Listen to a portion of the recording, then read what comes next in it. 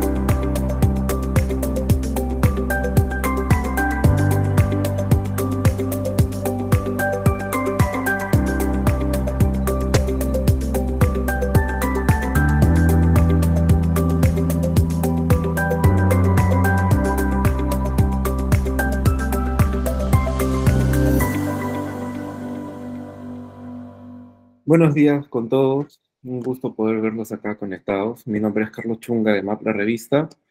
En esta oportunidad presentamos un nuevo webinar acerca de la influenza aviar, un virus que está complicando a los productores avícolas en la región andina, Latinoamérica y otros países del mundo. En esta oportunidad hemos podido juntar a grandes empresas con grandes expositores para llevarles a ustedes la información más adecuada para que puedan manejar este tema, ¿no? Agradecemos a COP, a Fartec, a Invetsa, a Bimex y a BB6. Muy buenas. Muchas gracias primero a MAP por la oportunidad de participar en este webinar y a Fartec, que son nuestros colaboradores y las personas con las que llegamos a cliente final en Perú, ¿sí? Entonces, pues bueno, voy a compartir. No sé si ven ya la pantalla, ¿me pueden confirmar? Sí, Pablo, está correcto, gracias. Pues nosotros trabajamos en biocidas biodegradables CICS, que somos una empresa de bioseguridad. Nosotros sobre todo trabajamos lo que es tanto desinfección como tratamiento de agua, que serían los fuertes, o cómo podemos ayudar, por ejemplo, en el tema de de la influenza, ¿no? Entonces, los objetivos de la charla es toma de conciencia en el tema de la bioseguridad, refuerzo de los controles de la bioseguridad ya establecidos, foco en lo más relevante respecto a la influenza aviar, porque esta es una charla muy corta, entonces nos tenemos que focalizar en lo que viene a ser aquello más relevante para el control de la bioseguridad, ¿no? Entonces, tenemos que evitar la entrada física y a través del agua de la enfermedad, ¿no? Que es, digamos, como podemos recomendaros. Y ya daremos unos tips y recomendaciones pues acerca de este tema, ¿no? ¿Qué vamos a hablar? Pues de qué es la bioseguridad, cuáles son las vías de transmisión más importantes, desinfección, dónde es enfocarnos y por qué. El tratamiento de agua, brevemente, como estrategia para evitar que nos entre la influenza, y un poquito de los productos CIS, que esto lo intercalaremos en la charla, ¿no? Bueno, primero de todo, ¿qué es la bioseguridad? Bioseguridad es la aplicación de los controles y las medidas de salud e higiene para prevenir la introducción y propagación de enfermedades infecciosas. En el caso de la influenza, lo que tenemos que evitar totalmente la entrada de la enfermedad. No se trata de convivir con ella, ¿no? Hay otras enfermedades que sí, pero otros patógenos que sí, que se puede reducir su presencia, pero en el caso de la influenza tenemos que totalmente evitar su entrada, ¿no? Entonces, es evitar la circulación de microbios patógenos en el entorno. Forma parte de la medicina preventiva y está dentro de la epidemiología. Y dentro de la bioseguridad tenemos que aceptar que no existe el riesgo cero. Esto es algo que siempre decimos porque el riesgo cero es demasiado caro. Hay veces que podemos hacerlo bien y tener la mala suerte de que nos afecte una enfermedad, pero hay que practicarlo todos los días, ¿no? Y bueno, es en estos momentos cuando tenemos temas de un outbreak o un brote que nos damos cuenta de que la bioseguridad es una inversión, ¿no? Y no es un coste, que esto es algo que sobre todo cuando tenemos brotes es cuando nos damos cuenta, ¿no? Y bueno, todo esto hay que adaptarlo a la granja, ¿no? ¿Dónde estaría la bioseguridad? Bueno, siempre decimos que en el control de las enfermedades hay tres patas, ¿no? En el triángulo del control de las enfermedades, por un lado estaría la vacunación y la medicación, por otro lado, es muy importante el manejo, y otra pata fundamental sería la bioseguridad, ¿no? Lo difícil que se nos hace este tema, pues siempre es que es multidisciplinar, ¿no? Entonces, tenemos que controlar todos los eslabones de la empresa y tenemos que controlar, todo el personal tiene que estar totalmente involucrado. O sea, eso es desde el personal de oficina en una fábrica de pienso que tiene que también desinfectarse y demás, hasta cualquier aspecto, ¿no? Los animales, etc. Entonces, cualquier fallo en estos programas, pues puede darnos al traste el trabajo de todos, ¿no? Por eso es tan importante. Bueno, volviendo al tema de la influenza, bueno, esto es un mapa que está un poco desactualizado, pero antes de, digamos, de 2023, y lo que vemos en el caso de Europa es que es el frente atlántico el que se ve más afectado. A España nos afecta, ahora hemos tenido más brotes, porque somos vía de paso de las aves migratorias. Esto es el mismo caso que nos podemos encontrar en el Perú. Son sobre todo aves acuáticas más gregarias, ¿no? Con un comportamiento más gregario, el que nos afecta. Y a las zonas de paso, que también en Perú pasa, pues bueno, las aves migratorias son las que nos transmiten la enfermedad. Esto es fundamental. Bueno, estos son ejemplos de cómo son algunas de las rutas migratorias. Este es otro que serían los principales ejes de transmisión. Pues aquí tenemos el Perú en la izquierda como una de las zonas de paso, y lo mismo nos ocurre en España, que es una situación muy similar, ¿no? Entonces, lo que tenemos claro con esta enfermedad es que nosotros no podemos controlar el paso de estas aves, por lo cual, en el momento que está descontrolada o la propagación en las aves silvestres está, pues lo que tenemos que hacer es evitar que estas aves nos traigan la enfermedad a la granja, ¿no? Entonces, entendemos que es una enfermedad diseminada por grandes migraciones de aves, afecta fundamentalmente a las de paso y en especial a las zonas de reposo, y frente a otras influencias que hemos tenido anteriormente, lo que vemos es que la patogenicidad es mucho más alta y también se ve que hay más resistencia al clima benigno, ¿no? O sea, lo que sería que era que en verano o en los climas más calurosos, los momentos más calurosos del año, no había tanto problema con influenza. Ahora lo que se ve es que no hay esa bajada tan fuerte que había antes, ¿no? Bueno, como hemos visto, tenemos que las aves silvestres son las que nos van a traer la enfermedad, por lo tanto, nos tenemos que adaptar. No podemos evitar que estas aves entren en el país o que sobrevuelen nuestra granja, ¿no? Por lo tanto, hay que adaptarse. ¿Cómo tenemos que hacerlo? Bueno, pues tenemos que incrementar el seguimiento de los protocolos de bioseguridad que ya estén establecidos en la granja, ¿no? Pues nosotros ya no vamos a establecer un nuevo protocolo de bioseguridad, simplemente tenemos que reforzar y ver que esos protocolos se están cumpliendo y hacer un mayor seguimiento, ¿no? O sea, mayor seguimiento a la limpieza, al control de vehículos, etcétera. Todos esos protocolos asegurarnos que se cumplan, ¿no? Bueno, yo siempre digo que para que un protocolo de bioseguridad se cumpla ha de ser fácil de seguir, ¿no? Esto es lo primero, no hacerlo tan elaborado que sea imposible de seguir, pero bueno. Y luego tenemos que poner foco a determinados aspectos, ¿no? Pues cosas que son muy básicas, pero ahora cobran más importancia, ¿no? Primero, la barrera de entrada de aves, ¿no? O sea, totalmente aislada la granja, que esto es de perogrullo, pero todavía uno visita muchas granjas y ve que hay aves silvestres revoloteando a veces dentro del propio galpón. Pues bueno, obviamente en esta situación que tenemos ahora mismo, no solo en el Perú, sino en gran parte del mundo, pues ahora mismo esto no es una opción. No podemos tener ningún tipo de ave silvestre dentro de nuestras instalaciones, ¿no? Obviamente, aquellas gallinas que sean camperas o cualquier producción campera, pues debe estar encerrado durante todo este tiempo, ¿no? Una cosa muy importante es el controlar el alimento, ¿no? El alimento frente a las aves. Esto se ve en todos lados, o sea, muchas veces uno va a granjas aquí, mínimamente en España, a veces ve que hay palomas que están en la misma granja, en la misma fábrica de alimento, entrando y comiendo, ¿no? Del resto de los alimentos. Bueno, esto no es aceptable en estos momentos. Bueno, no es aceptable nunca, pero ahora mismo es una de las cosas que más tenemos que controlar. Uno de los brotes que ha habido en España, que ha sido un brote que ha pasado a bisones, se cree que ha sido las gaviotas que estaban comiendo el alimento, han contaminado el alimento con sus heces y tal, y entonces han sido los bisones que se han contaminado con esto, ¿no? Entonces, obviamente, esto ya está evidenciado y tenemos que controlarlo, ¿no? Muchas de las cosas que tenemos que hacer es simplemente cosas básicas como la limpieza y el orden alrededor de nuestra granja para que no haya cobijo o descanso de aves silvestres, ¿sí?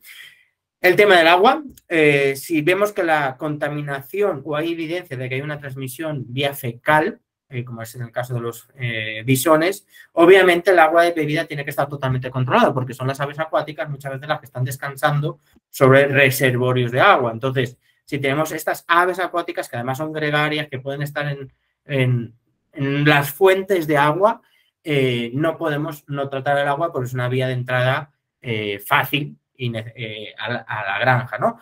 Y obviamente también tenemos que tener control o poner foco en la desinfección. Obviamente la desinfección general, que es lo que decía antes de los protocolos de bioseguridad que ya están establecidos en la granja, pero tenemos que tener especial control en la entrada y salida de vehículos, especialmente si es de animales vivos, y sobre todo en la planta de faenado. Aquellos que estén integrados y tengan su propia planta de faenado, yo les recomiendo que establezcan buenos protocolos de desinfección desinfectantes como el Cisvirox, que es capaz de trabajar en alta presencia de materia orgánica, porque es esto donde nos podemos hacer mucha contaminación cruzada, ¿no? Bueno, hay vías de transmisión, esto es general de cualquier charla de bioseguridad, pero el foco tiene que ser los animales, los vehículos, el alimento y el agua, ¿no? Obviamente el vecino también, si el vecino tiene cualquier problema, pues es posible que nosotros lo tengamos, ¿no? ¿Dónde vamos a hacer más control? Pues obviamente en las aves, ¿cierto? Y en los animales vivos, ¿no? Gallinas y pollos, en los camiones de animales vivos, como estaba diciendo antes, los que van a la granja, los que salen del matadero, el alimento y también la cama, ojo, porque lo mismo que estaba diciendo del alimento, que puede ser contaminado por aves silvestres, y eso es una cosa que se ve demasiado, y es una de las, bueno, es bastante común verlo, ¿no? No es una cosa extraña verlo. Entonces, en la cama también, porque si nosotros compramos cascadería de arroz, aunque nos digan que está tratada o no tratada y demás, no sabes si las aves silvestres han estado posando sobre esa cascadería de arroz, sobre esas pacas de cualquier sustrato que utilicemos de cama, ¿no? Esto también lo tenemos que tener en cuenta. Bueno, voy a ir un poquito más avanzando. Como había dicho, pues el foco de las aves silvestres, obviamente la foto de la izquierda pues no es normal, pero pueden haber palomas dentro de nuestras naves. En la derecha se ven palomas encima del tejado de una fábrica de pienso, pues de alimento, pues esto es algo que ya no podemos controlarlo. Podemos asustarlas, podemos hacer cualquier cosa, sobre todo que no tengan acceso al alimento porque van a estar ahí para comer algo, ¿no? Lo que decía de, sobre todo, los desórdenes y las zonas de cobijo alrededor de la granja, pues esto tiene que estar muy ordenado para evitar que se posen. O sea, que el ave no vaya a posarse dentro de la granja, que se pose, pues bueno, unos metros más allá, pero no lo haga en nuestra granja, ¿no? Esto es lo que deberíamos de evitar. Bueno, esto, cuando hablamos del foco, el tema del agua, bueno, esto es una foto tomada de Madrid, es el estanque del Retiro en la ciudad de Madrid, que está con gaviotas. Gaviotas, que es un ave, bueno, marítima, y Madrid está a 500 kilómetros de la costa. O sea, imagínate, ¿no? O sea, las aves marítimas nos pueden afectar a nuestros reservorios de agua, ¿no? Por eso es importante que el agua sea un foco, ¿no? Siempre debemos de hacerlo en cualquiera de las circunstancias, porque el agua es el nutriente más utilizado dentro de la granja, pero en un brote de estas características, pues es un tema que tenemos que controlar muchísimo mejor, ¿no? Si volvemos al tema de la desinfección, nosotros pues tenemos varios desinfectantes en el país. La clave es, bueno, saberlos utilizar de acuerdo al momento idóneo, a las dosis correctas, pero sobre todo es que trabajen bien en materia orgánica, ¿no? Porque si vamos a desinfectar un camión, por ejemplo, en una sala a la salida de una planta de faenado, pues obviamente la carga de materia orgánica es muy alta. Por mucho que hagamos una buena limpieza, siempre van a quedar muchos restos de materia orgánica y necesitamos un producto que desinfecte en esas condiciones, ¿no? Entonces, por ejemplo, cuando trabajamos con el Cisvirox Forte, lo que vais a ver es que cuando lo aplicas sobre esa materia orgánica va a burbujear, ¿no? Es capaz de remover esa materia orgánica y desinfectarla. Y bueno, recientemente tenemos un producto nuevo que es el virus fumígeno, que ahora vamos a hablar, y que os ayudará a trabajar el tema sobre todo de la cama, ¿no? Pues obviamente tenemos que, como había dicho antes, seguir con los protocolos de bioseguridad que tengamos establecidos de limpieza y desinfección de la granja, pero como esta es una charla corta, no voy a entrar en eso, porque eso es algo habitual de bioseguridad. Lo que sí que vamos a recomendar es que ustedes hagan una segunda desinfección. ¿A qué me refiero con una segunda desinfección? Es que en la granja, una vez que ya hemos establecido toda la nueva cama, ya tenemos los bebederos colocados, se han hecho todos los trabajos de mantenimiento y demás que se tengan que hacer, y justo antes, un día antes de que los animales sean introducidos, debemos hacer una segunda desinfección. ¿Por qué? Uno, porque las superficies están expuestas. Ahora, en teoría, si hemos hecho una buena limpieza y desinfección, no va a haber biofilms o restos de materia orgánica en las superficies. Pero, sin embargo, la desinfección líquida, que es la idónea en la primera desinfección, no es capaz de entrar por el tema no es capaz de entrar en los pequeños poros o en las pequeñas grietas de nuestras instalaciones. Entonces, ¿qué pasa? Que muchas veces viene gente de mantenimiento que está en otras naves, que está en otras granjas, que viene de la fábrica de alimentos. Nosotros no podemos controlar de dónde está esa persona. Esa persona a lo mejor tiene pollos en su casa, no sé. Entonces, todo eso es un riesgo, ¿no? Entonces, tenemos que hacer una segunda desinfección para asegurarnos que no haya ese riesgo de contaminación y sobre todo también para la cama, ¿no? O sea, cuando hacemos una desinfección, una segunda desinfección, esta debe ser seca y en humo para que sea capaz de penetrar tanto en los poros, en las grietas, como cualquier resto de contaminación que haya podido traer el personal de mantenimiento y demás que haya estado trabajando en la granja, como ser capaz de penetrar en la cama, ¿cierto? Esa cama, yo creo que en un brote de influencia es bastante importante porque no sabemos qué tan o tan poco contaminada esté con restos de heces de aves que estén contaminadas, ¿no? Entonces, para ello nosotros tenemos el desinfectante virus fumígeno, que esto lo bueno de esto es que se hace con una lata, ¿no? O sea, es muy conveniente porque le prendes la mecha y tú te vas de la granja, lo dejas por la noche y al día siguiente llegas y pones las aves, ¿no? Entonces, bueno, obviamente está certificado por el Instituto Valenciano de Microbiología, bueno, tiene todos los requerimientos microbiológicos, de pruebas de eficacia y demás, ¿no? Y les dejo un vídeo para que lo puedan ver cómo se trabaja, ¿no? Esto está acelerado, obviamente, para no quitar mucho tiempo, ¿no? Pero ven que es bastante seguro porque sube primero arriba, o sea, que permite al trabajador irse tranquilamente de la nave. Si es una nave muy grande, se ponen varios botes a distancias equidistantes y demás.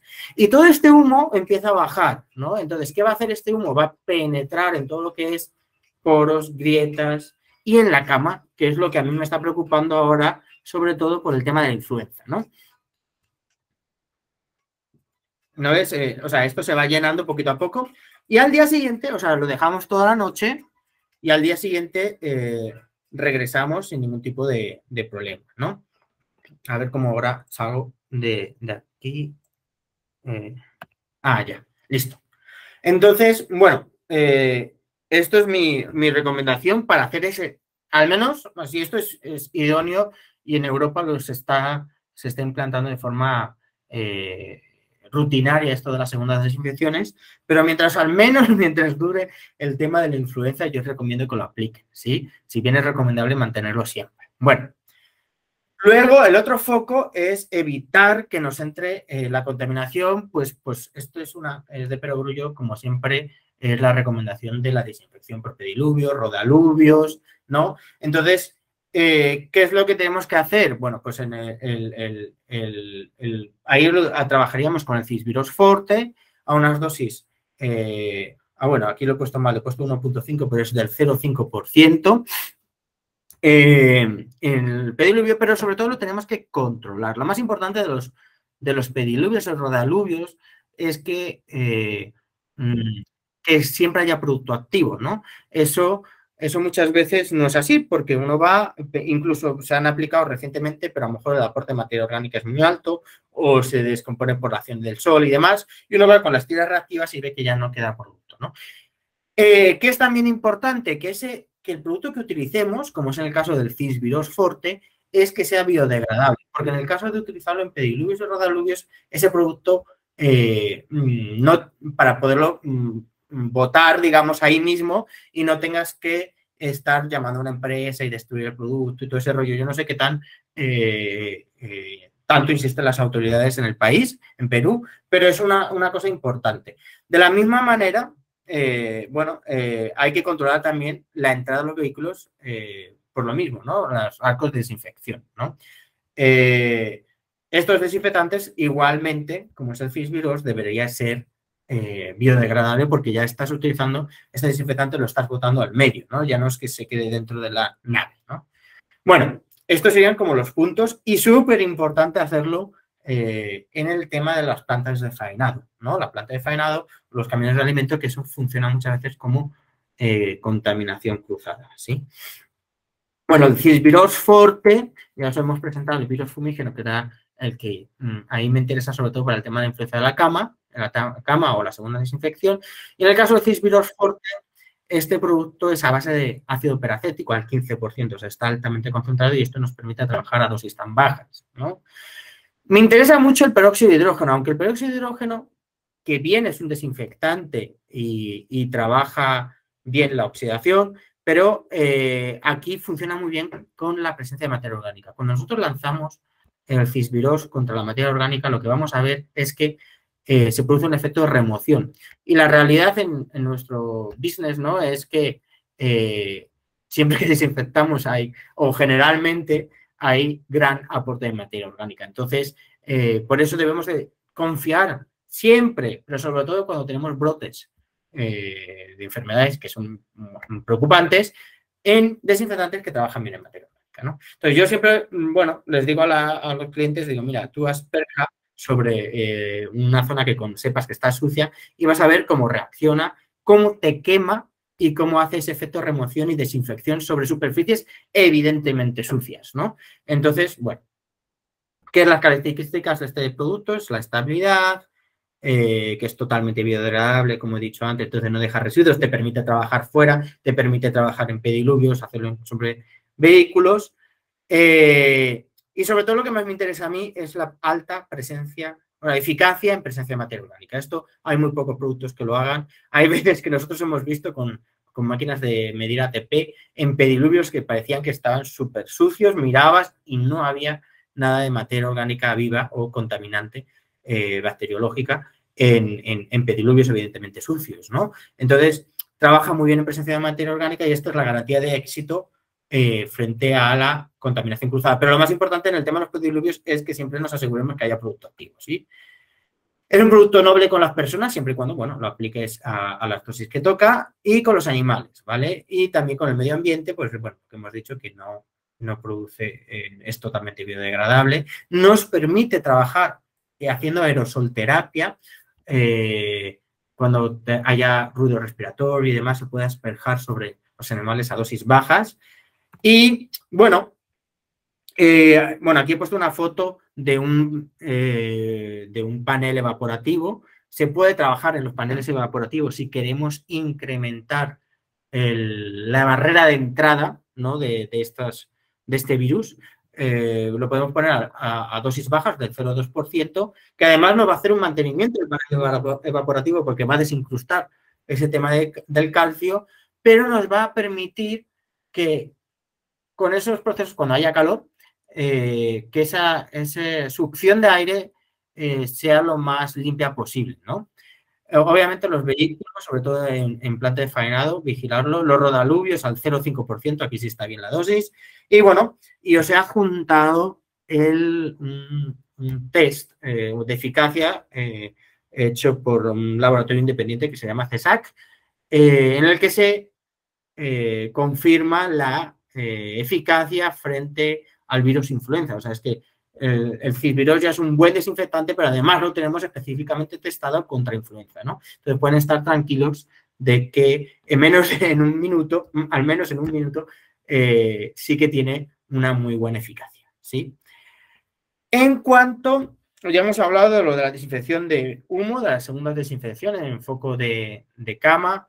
Hemos hablado del Cisbiros, sobre todo focalizándolo en lo que es la limpieza de vehículos, paneles evaporativos también, y pediluvios y arcos de desinfección, pero nos quedaría un punto más que sería el tema del tratamiento en agua.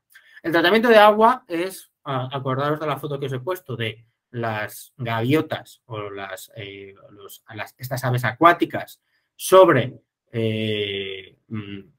lagunas, ¿no? Lagunas o fuentes de agua que nos pueden estar nutriendo de forma directa o indirecta a nuestra granja, pues eso puede ser una vía de entrada a la influenza, ¿no? Entonces, siempre es bueno tratar el agua, pero en estos casos habría que extremar la precaución.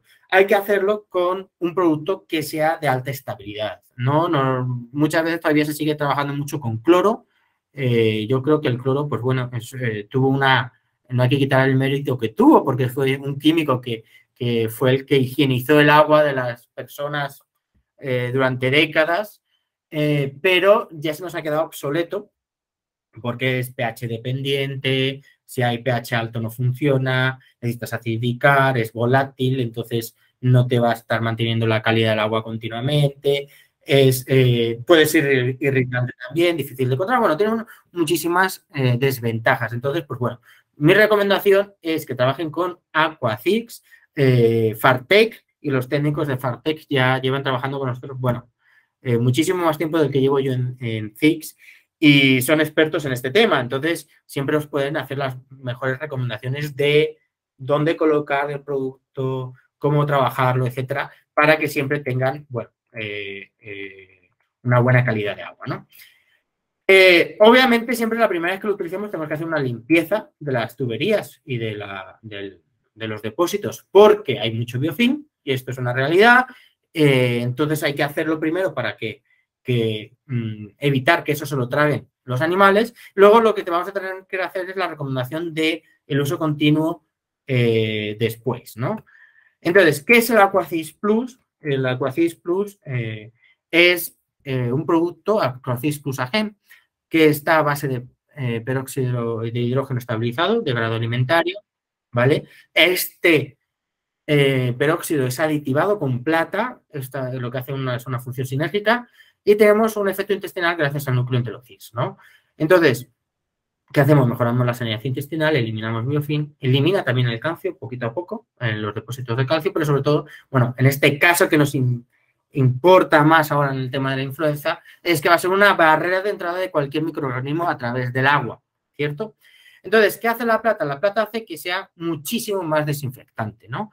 La plata ya tiene acción biocida por sí misma, o sea, te va a atacar tanto los virus a las bacterias como a los hongos por sí misma, pero sobre todo funciona como un catalizador, produciendo un efecto multiplicador de la acción del peróxido. Esto es fundamental en lo que nos atiende hoy este webinar, que es que sea mucho más eficaz en menos tiempo y sea una barrera eficaz a la entrada de cualquier microorganismo, porque a veces los contaminantes no van solos, sino van en restos grandes de materia orgánica. Bueno, pues este producto, Aquacix Plus, lo va a oxidar y lo va a eliminar y va a ser una barrera total de entrada a través del agua, ¿no? Bueno, ¿cómo se aplica? Hay muchas maneras, se puede hacer manual, depende un poco de la recomendación o del diseño que tengan las instalaciones de su granja, pero bueno, nosotros siempre recomendamos, dentro de lo posible o si lo necesita la instalación, hacerlo de forma automática para evitar, bueno, pues problemas. Entonces, se instala un caudalímetro que envía una señal a la bomba dosificadora y va inyectando el producto en tubería. Esto se puede hacer directamente en tubería o en el depósito, dependiendo del tamaño del depósito y demás, ¿no? Lo que queremos es que este agua se convierta en una barrera de entrada a la influenza, sin producir ningún problema a los animales. Es más, este producto es totalmente seguro, puede ir a dosis altísimas. Imagínense que tengan un accidente y den una dosis mucho más alta. Bueno, 500 centímetros cúbicos no harían nada a los animales por 1000 litros de agua, ¿sí? Que sería el 0,5%. Aunque nuestras recomendaciones siempre son más bajas, las dosis eficaces pues empiezan a ser eficaces a partir, serían recomendables a partir de 50 centímetros cúbicos, aunque yo os recomendaría que ahora que tenemos estos brotes y dependiendo también de la calidad del agua que ustedes tengan, pues subamos un poquito las dosis y trabajemos al menos a 100 centímetros cúbicos hasta que estos brotes sean controlados, ¿no? Y luego ya podamos evaluar. Bueno, aparte de la barrera de entrada de la influenza, ¿no? Lo que supondría la barrera de entrada a través del agua de la influenza, siempre va a tener una serie de mejoras en pollos, ¿no? Sobre los índices de conversión, va a tener las camas más secas, reduce los blandeos, nos ayuda a trabajar con menos antibiótico, ayuda mucho, y yo sé que en el Perú se usa mucho para el control de salmonela en canal, luego en planta de faenado, y también, bueno, pues mejora el estado inmunitario. Lo que se ha visto es que las respuestas o los efectos secundarios de las vacunas son menores. En ponedoras y reproductoras lo mismo. Obviamente, mejor sanidad intestinal significa menos huevo sucio. En el caso de las reproductoras, eso significa mayor incubabilidad de los huevos, ¿no? Entonces, no solo vamos a tener esta barrera de entrada sobre la influenza, sino que vamos a tener muchos mayores beneficios que nos pueden afectar productivamente, ¿no? En cuanto, volviendo al tema de la bioseguridad, siempre tenemos que hacer, cuando hagamos los protocolos de bioseguridad, que estos sean sencillos, el equipo tiene que estar mentalizado. Generalmente es bastante fácil cuando tenemos un tema de un brote peligroso en la que la gente se da cuenta de que puede perder el trabajo o demás, pues bueno, la gente está más mentalizada. Hay que educar, hay que hacer mucha formación a los operarios y los procesos tienen que estar estandarizados. Pero para mí lo más importante es que el protocolo sea sencillo de seguir para que efectivamente la gente lo siga, ¿no? Bueno, y hacer mucha formación, dar ejemplo, repasar verdaderamente si se están cumpliendo los protocolos de bioseguridad, que esto es una cosa que cuando uno se da cuenta dice, ostras, no se está cumpliendo lo que se está por escrito, ¿no? Bueno, hay que repasar y tener, pues, tenemos que tener, pues bueno, más seriedad ahora a la hora de monitorear. Pero bueno, ya terminando, porque ya estamos terminando, mi recomendación básicamente es crear una barrera de entrada a la influenza. Esto se tiene que hacer, sobre todo el control del alimento en la cama. En el caso del alimento, no siempre lo podemos controlar, pero idealmente los que tengan fábricas de alimento propias, pues esto vigílenlo mucho, ¿no? Esto, ahora mismo no estamos en una situación en la que nos podamos permitir que haya una contaminación del alimento a través de aves silvestres, ¿no? Y en el caso de la cama sí lo puede hacer la propia granja con una segunda desinfección, con esta herramienta que se os da y que Fartec ya la tiene en el país, que es el virus fumígeno. Y obviamente la barrera de entrada la podemos hacer a través del agua gracias a Aquacis Plus AG y que Fartec os puede ayudar mucho en este tema, ¿no? Y ya está. Bueno, muchísimas gracias y cualquier cosa, pues nada, quedamos a su disposición. Buenos días a todos. Sé que estamos un poco atrasados, así que vamos a mostrar esto. Ya el conferencista inicial hizo un excelente trabajo describiendo un poco la enfermedad, algunos de los factores de riesgo y la parte de desinfectantes. Básicamente, ya sabemos que para poder actuar contra cualquier enfermedad debemos entender cómo se transmite. Entonces es muy importante que todos entendamos que en el caso de la influenza aviar, el virus proviene de aves acuáticas. Siguiente, por favor.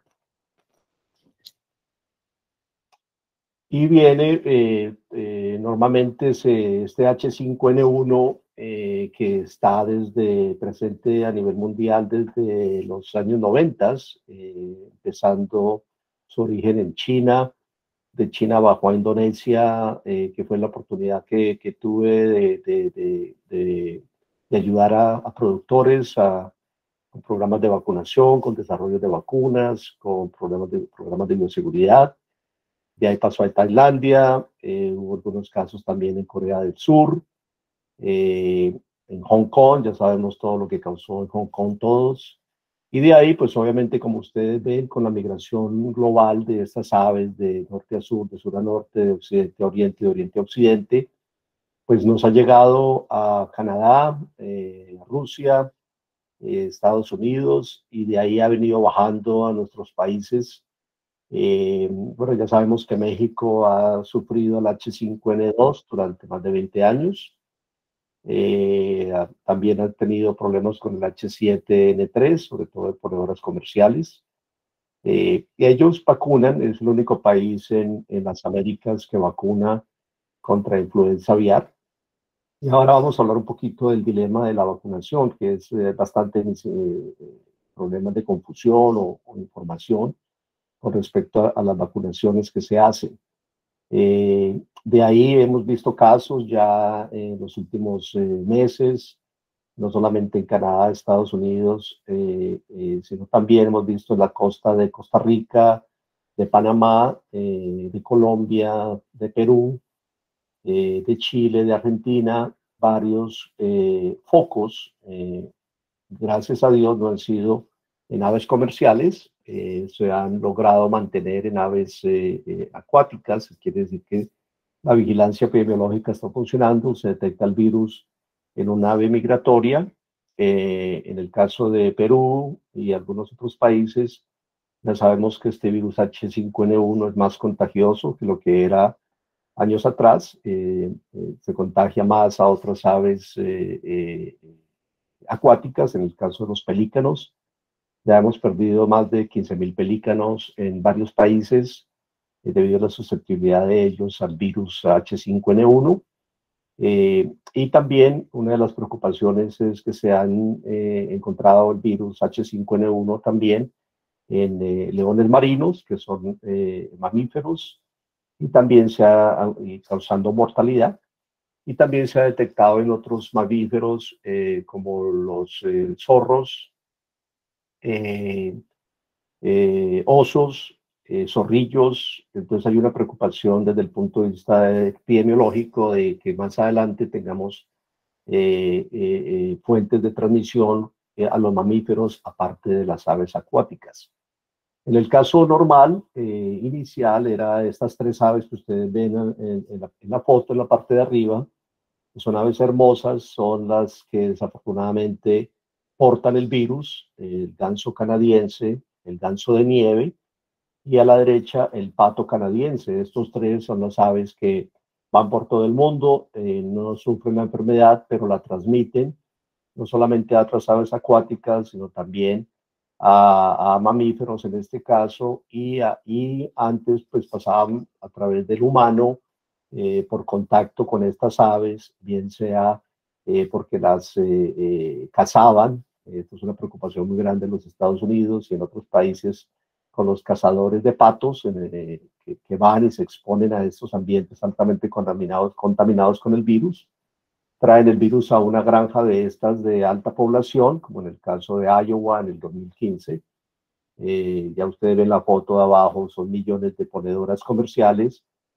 Son granjas bastante grandes que tienen su planta de alimentos ahí, tienen su empacador ahí, tienen mucho personal trabajando en estas granjas y inicialmente solamente con un cambio de ropa y muy pobre bioseguridad. Esto ha cambiado en los últimos años, el brote del 2022, que ha sido con un virus de nuevo un poco más contagioso, más transmisible, que se adapta más a los mamíferos y a otras aves acuáticas. Esa es una preocupación más grande, es esta la realidad de este momento donde ya ha habido detección en mamíferos. Siguiente, por favor. Las preguntas frecuentes que nos llegan son básicamente cuál es la contaminación inicial o las formas de transmisión más importantes. Y obviamente los operarios de granja o de incubadora, nuestros trabajadores son muy importantes para nosotros, pero también son los factores de riesgo más altos que tenemos. Así que es importante que ellos entiendan que no pueden estar en ambientes contaminados, como mercados de aves vivas, zoológicos, galleras, donde hay peleas de gallos, o riña de gallos, como le llaman los amigos brasileños, campos contaminados. Ahora les voy a hacer una foto de un campo contaminado con heces de gansos, lagos contaminados, y el nuevo factor son la cacería de aves acuáticas. Siguiente. Que son factores de alto riesgo. Esta foto de la izquierda muestra, si lo pueden ver, una gran cantidad de gansos pastando en un área bastante alta, y ustedes ven en la parte de atrás una granja comercial, y ese es uno de los factores de riesgo más importantes que hay, que una persona puede llegar a caminar acá y puede exponerse al virus y introducirlo a la granja. O puede ser también un zorrillo, o puede ser un gato, o puede ser un roedor. Entonces es muy importante que empecemos a pensar desde el punto de bioseguridad de nuestras granjas, que no solamente es el contacto con aves acuáticas que pueden tener nuestros operarios, sino también con pastizales o pastajes de este tipo, y también el control de roedores, de gatos, de mamíferos, que comadrejas, permitir que no permitir que entren a las granjas comerciales. Siguiente. La otra pregunta frecuente es los mecanismos de transmisión, y también está las aguas contaminadas, aguas abiertas que utilizan muy mala desinfección de estas aguas para bebida de las aves, o para limpieza de galpones, o las utilizan a veces para los paneles de nutrimiento. La foto de la derecha, ustedes ven arriba, es una foto de una granja con un sistema abierto de agua contaminado. En este caso, en ese momento estaba contaminado con cólera aviar, una contaminación muy alta de gatos, una infestación muy alta de gatos. Pero esto podría también ser un tema de influenza aviar, donde aves pueden llegar acá, volar, contaminar esta agua, y si utilizamos esta agua para la bebida de las aves o para los paros de enfriamiento o para limpieza de los galpones, vamos a introducir el virus o cualquier bacteria a la operación comercial. Entonces, en lo posible, no utilizar fuentes de aguas abiertas, tratemos de utilizar agua cerrada. Ya sabemos que el agua, la calidad de agua de las reproductoras o el pollo de engorde o las ponedoras debe ser de la misma calidad de agua que consumimos nosotros como humanos. Entonces debemos sentirnos con la tranquilidad de tomar agua en una granja, no tiene por qué ser de menor calidad. Siguiente.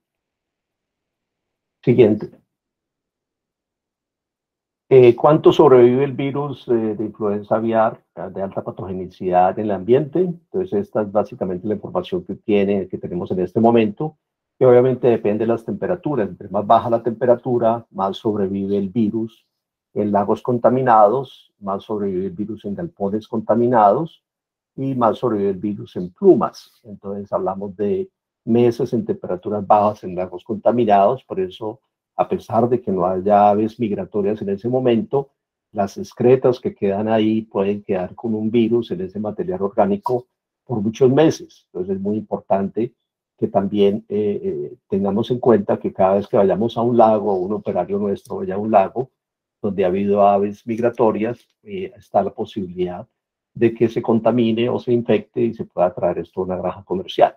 Siguiente. El virus se inactiva también igualmente, depende de la temperatura y de la humedad, pero normalmente a 158 grados Fahrenheit, que son cerca de 65 grados Celsius, el virus queda totalmente eliminado. La exposición a desinfectantes funciona muy bien. Ya el doctor anterior hizo una presentación sobre los desinfectantes, pero el virus es sensible al formaldehído, al peróxido, al peróxido, a cualquier desinfectante realmente que se quiera utilizar. Lo importante es utilizarlo de una forma correcta en superficies que sean limpias. Ya sabemos que un desinfectante, para que funcione, tiene que tener superficies más limpias.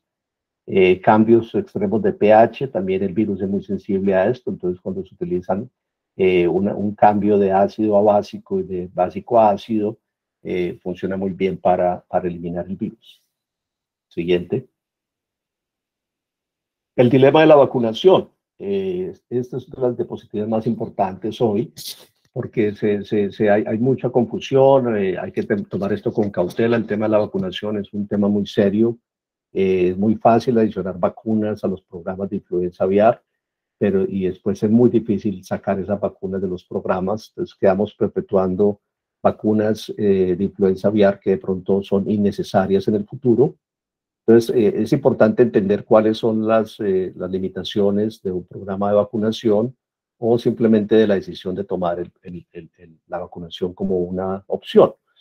En el caso de Estados Unidos, Canadá, otros países europeos y Chile, en el 2002, decidimos la erradicación sin vacunación. Esto significa una detección muy rápida, una vigilancia epidemiológica importante, detección rápida y eliminación rápida de los lotes positivos, con el fin de que ya no queden fuentes de infección de este virus a otras granjas u operaciones. Esto se ha manejado con éxito. Son programas costosos, hay que estar encima, hay que estar muy pendiente de todo esto, hay que tener un programa muy serio de vigilancia, no solo las empresas privadas, sino también con la ayuda del gobierno. Y las razones por las cuales no se ha querido vacunar en estos países es porque la vacunación no previene la infección. Ya sabemos que no hay una vacunación viva, y cuando no hay vacunas vivas para influenza aviar, pues no hay inmunidad local. ¿Por qué no hay vacunas vivas para influenza aviar? No las hay ni las habrá por el temor que hay de que estos virus vivos puedan llegar a recombinarse con virus de campo y puedan llegar a formar o recombinar a un virus tercero que tenga una mayor patogenicidad, sobre todo una capacidad para adaptarse al humano y causar una pandemia como la que ya todos vivimos en un pasado con el coronavirus. Entonces, vacunas vivas no existen, ni habrán. Entonces, solamente tenemos vacunas recombinantes y vacunas inactivadas que nunca nos darán el 100% de protección. Entonces, esto es muy importante, que no hay inmunidad local, solamente habrá una inmunidad humoral, que también es limitada. Entonces, la vacunación no es la solución completa para la erradicación de o el manejo de una influenza aviar de alta patogenicidad. Ya sabemos que las aves, aún cuando están vacunadas, pueden infectarse, pueden enfermarse, y en un programa serio también deben eliminarse. Y este es el problema, que muchas veces ya después de que se permite la vacunación, ya es muy difícil detectar la enfermedad. Muchas veces se ignora la enfermedad y estas aves quedan diseminando el virus y seguimos con un ciclo vicioso, como le ha pasado a todos los países que han decidido vacunar. Ninguno de los países que ha vacunado ha sido exitoso en la erradicación de la enfermedad, porque se vive ya, se convive con la enfermedad. Entonces, esto es muy importante que todos lo entendamos. La vacunación afecta a las exportaciones. Los países que importan los productos avícolas de los países que vacunan contra influenza aviar no quieren este tipo de productos. Entonces, países como Estados Unidos, Brasil, Inglaterra, Canadá en este caso también quiso erradicar el virus. Chile lo hizo en el 2002 con el H5N2. Chile le mostró al mundo cómo manejar un problema de influenza aviar de alta patogenicidad, y lo digo con mucho orgullo porque me siento muy orgulloso de lo que los amigos chilenos lograron, que hemos podido mostrarle al mundo cómo se maneja un problema de influenza aviar. Siguiente. Entonces, lo importante es tomar la decisión. Si no se vacuna, o sea, hay que erradicar los focos iniciales. En este caso, ya sabemos, los focos que han habido son en aves de traspatio o en aves acuáticas. Lo importante es acabar con estos focos lo más rápido posible, con ayuda del gobierno, con ayuda de la industria, hacer una vigilancia epidemiológica, una detección rápida y una eliminación inmediata de esas aves positivas antes de que llegue a pasar el virus a una ave comercial o a una operación comercial. Una vez ya se ha pasado a aves comerciales, de ahí la cautela que hay que manejarse en esto. No podemos empezar a tomar decisiones de que porque se aisló el virus en un pato o en un ganso o en un pelícano en la costa, ya tenemos que vacunar como país. No, hay que tomar esto como cautela, hay que empezar a erradicar esos focos, y ya cuando esto se sale de las manos, la vacunación se toma como último recurso. Y ya es una decisión de país, es una decisión donde los profesionales veterinarios, el gobierno, la industria, se unen para saber cuál es la mejor decisión, si ya no se puede salir erradicar la enfermedad sin la vacunación.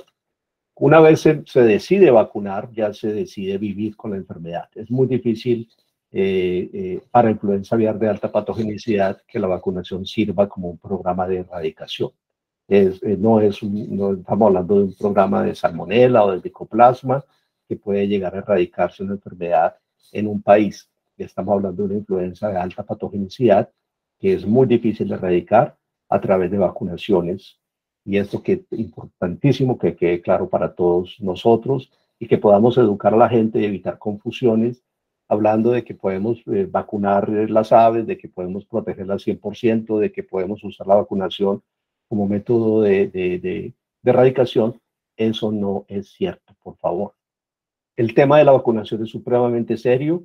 Hay vacunaciones de emergencia que pueden en algún momento utilizarse, vacunaciones preventivas, vacunación generalizada. Ya hay países que lo han hecho.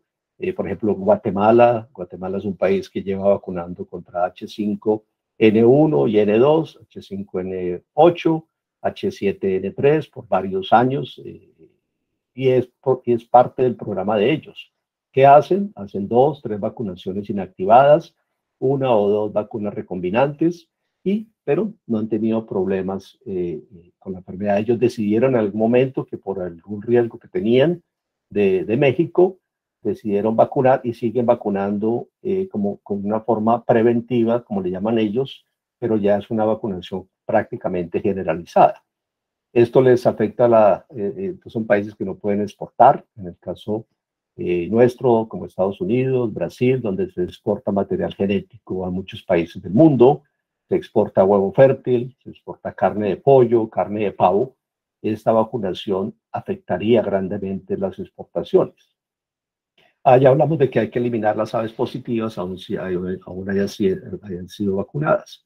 Las industrias que han vacunado no han podido erradicar la enfermedad por falta de reportes de lotes positivos, por movimiento de aves vivas positivas. La vacunación se vuelve un sentido erróneo de tranquilidad por parte de los productores, donde creen que ya la vacunación lo hace todo. Se descuida un poco el tema de la bioseguridad, que ya en muchos de nuestros países tiene bastantes desafíos, bastantes oportunidades, sobre todo en la parte ya sabemos que en el Ecuador y en Perú, ya el virus ha entrado a las aves comerciales a través de ponedoras comerciales. Entonces hay operaciones muy pequeñas de ponedoras comerciales con cero bioseguridad, y ahí es donde tenemos que trabajar todos como profesionales de la salud, tratar de mejorar nuestros programas de bioseguridad para los pequeños productores, que son de pronto el eslabón más débil que tenemos en nuestra cadena. Siguiente. Las vacunas disponibles, ya sabemos que, gracias. Las vacunas disponibles, ya de nuevo, sabemos que no hay vivas, ni habrá vacunas vivas, debido al temor de una recombinación con virus de campo salvajes que puedan crear un virus más patógeno, más virulento. Entonces no hay inmunidad local. Nos quedan solamente las recombinantes o vectorizadas y las vacunas inactivadas. Ya sabemos que las recombinantes o vectorizadas utilizan virus vectores como el HBT de Marek, como la viruela, como el virus de Newcastle, pero a pesar de que el virus de Newcastle es un virus vivo, sigue siendo una vacuna vectorizada. Y de las inactivadas tenemos el H5, H7, H9. El doctor de Avimex hará una presentación un poco más específica de las vacunas que hay disponibles, que son las que se utilizan a nivel mundial en los países que vacunan contra la enfermedad. Es una combinación de estas, tanto vacunas recombinantes como vacunas inactivadas. En el caso de las recombinantes que tienen HBT, acordémonos que cada vez que se manipula la HBT para ponerle un injerto o un inserto de una proteína, en el caso puntual de influenza aviar en este caso, esa HBT pierde su velocidad de replicación. Entonces tenemos que tener mucho cuidado y asegurarnos que se vacunan las aves de largo plazo, de larga vida, con Rispens. Y muchas empresas se han ido a la doble vacunación de Rispens para cuando utilizan las vacunas recombinantes de HBT. Se requieren múltiples vacunaciones, no solamente es una o dos vacunas. Muchos de los productores en Asia han tenido que vacunar 3, 4 veces en el levante, con 2, 3, 4 veces en producción. Entonces son programas bastante fuertes, bastante costosos, y aún así no prevenimos la infección, como lo hemos indicado ya puntualmente. Es importante que todos entendamos que el programa de influenza aviar a nivel mundial es 90% bioseguridad y 10% vacunación. No es lo contrario, no es que vamos a vacunar y que el 90% del programa es hecho por la vacunación y nos olvidamos un poco de la bioseguridad. En este tema de influenza aviar, la bioseguridad cobra mucho más importancia para prevenir que nos lleguen nuestras operaciones comerciales. Entonces es muy importante que seamos fuente de educación siguiente para que podamos tener una información clara. ¿Qué mensaje le damos a nuestros trabajadores? Asegurarse de no manipular aves ajenas a la operación. En el caso de Perú, la gente que tuvo algún contacto con estos pelícanos enfermos, que el pelícano pobrecito que me lo llevo para la casa para recuperarlo, pues esa persona muy probablemente se expuso al virus. Entonces no solamente exponerse uno a un virus que puede llegar a contaminarlo, sino también que uno puede ser el vector o el transmisor para otras aves en una operación avícola. No tener contacto con aves en general, aves de traspatio, aves de pelea, aves acuáticas. Si hubo una exposición accidental, hay que reconocerla, reportarla y seguir los procedimientos. El trabajo con roedores, con gatos, con comadrejas, con otras aves es muy importante. Asegurarnos de que seamos serios en el tema de limpieza. Ya el doctor anterior mostró unas fotos muy buenas de granjas descuidadas, granjas donde mantienen materiales de construcción, nidos viejos tirados ahí entre los galpones. Son guaridas para ratones, guaridas para gatos, para comadrejas, y eso nos trae los problemas de salmonela, de pastorela, de coriza, y en este caso de influenza aviar de alta patogenicidad. Evitar desperdicio de alimento en las granjas es importante para que no traiga aves, no traiga roedores tampoco. Mantener los hilos de alimento cerrados. Siguiente. Sabemos los factores de riesgo. En este caso, a mano izquierda vemos las enfermedades como Mycoplasma, Newcastle, bronquitis, laringotraqueitis, influenza aviar, salmonela, cólera aviar, coriza infecciosa. Y a la parte de la derecha vemos quiénes somos los factores de riesgo más importantes para estas enfermedades. El personal de granja, los roedores, las aves, el aire. Y ya ustedes ven cómo el personal que trabaja directamente con las aves es el factor de riesgo más alto que tenemos, y tenemos que hacer nuestro enfoque de bioseguridad es en entrenar a estas personas para que entiendan cómo es que estas enfermedades se transmiten, que ellos manejen una cultura de bioseguridad donde ya todos puedan hacer los procedimientos diarios, 7 días, 24 horas del día. Los roedores también están tomando un protagonismo importante, no solo en Mycoplasma, salmonela, pastorela, coriza, sino también muy probablemente como potencial más adelante de influenza aviar. Roedores, hablamos de comadrejas, de zorros, de zorrillos, de osos. Entonces es muy importante que pongamos un enfoque muy fuerte de bioseguridad personal a los roedores y mantengamos las casetas cerradas para poder evitar que entren aves silvestres. Siguiente.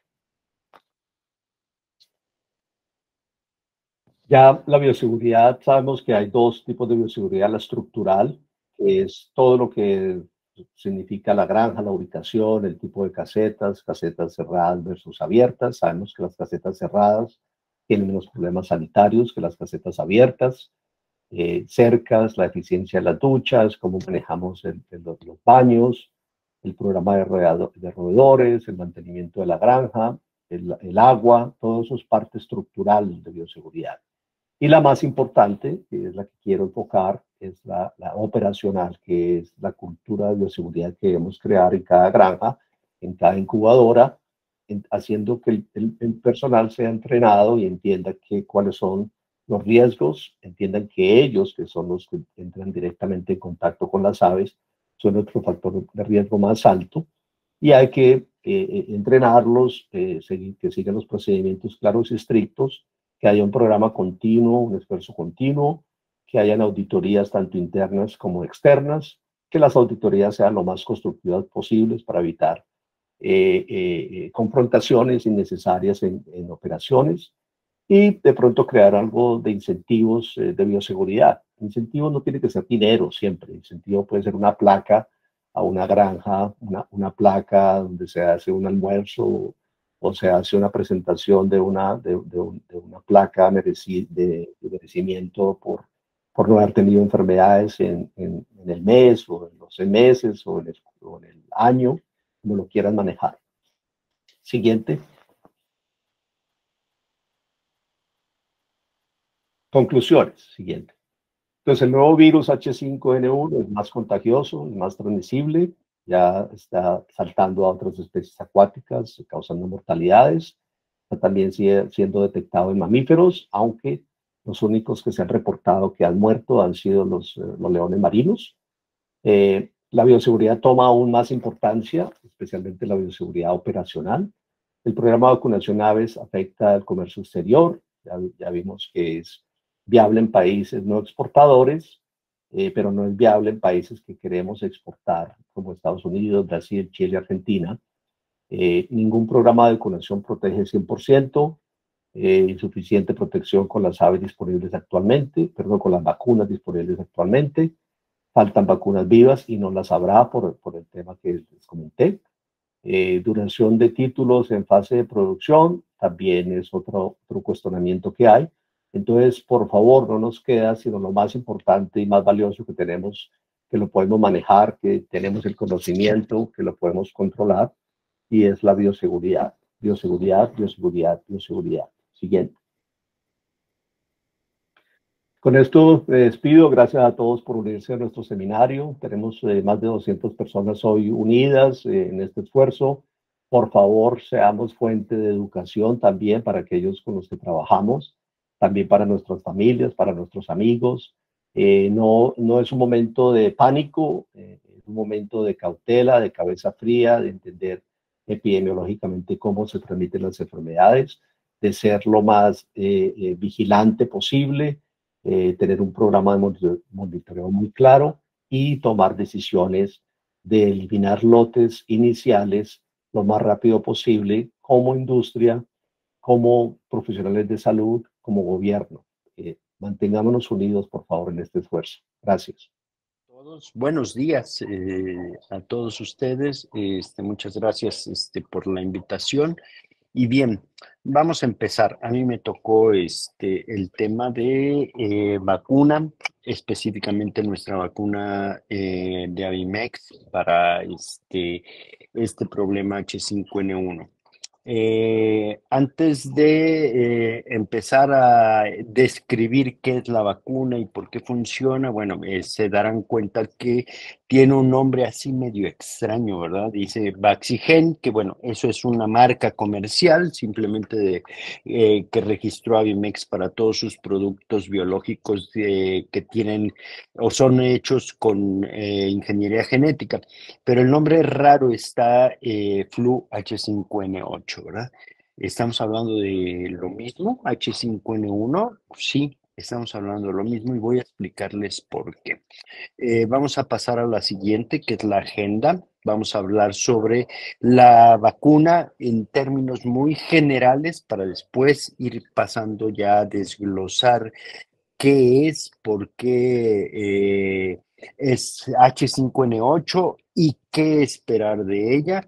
Vamos a hablar obviamente de la parte genética, las hemaglutininas, neuraminidasas, que son las proteínas externas de los virus de influenza aviar. Vamos a hacer análisis comparativos de H5N1, H5N2, ¿verdad? De diferentes H5N1s, ¿verdad? Para poder entender cómo funcionan las vacunas y por qué una vacuna funciona, contra qué y otras no, ¿verdad? Y vamos a terminar con las conclusiones. La que sigue, por favor. Bien, en la descripción, esta es una vacuna de ingeniería genética, ¿sí? De lo que llaman ingeniería genética reversa, pero es una vacuna igualmente recombinante. Sí, las vacunas, utilizamos los términos indistintamente nosotros en el medio avícola, ¿verdad? En producción en general, ¿verdad? Pero tienen diferencias y para no meternos en complicaciones vamos a hablar de ingeniería genética que es aplicada a las vacunas que llevan manipulación genética, sean o no, o que tengan o no un virus vector, por eso se llaman vectorizadas las que tienen vectores. Bueno, esta, si la queremos clasificar, también es una vacuna vectorizada, es una vacuna muerta, oleosa, ¿verdad? Donde utilizamos como vector un virus que no es ni de viruela, ni de Marek, ni de Newcastle, ni un adenovirus. Es un virus de influenza humana. El virus PR8 es un virus de influenza humana apatógeno para el ser humano y apatógeno también para los animales. Este es el mismo virus, este PR8, que se utiliza en la elaboración de las vacunas para influenza humana que nos ponemos cada año. también se usa. Bueno, pues nosotros en OIMX utilizamos este vector, ¿verdad?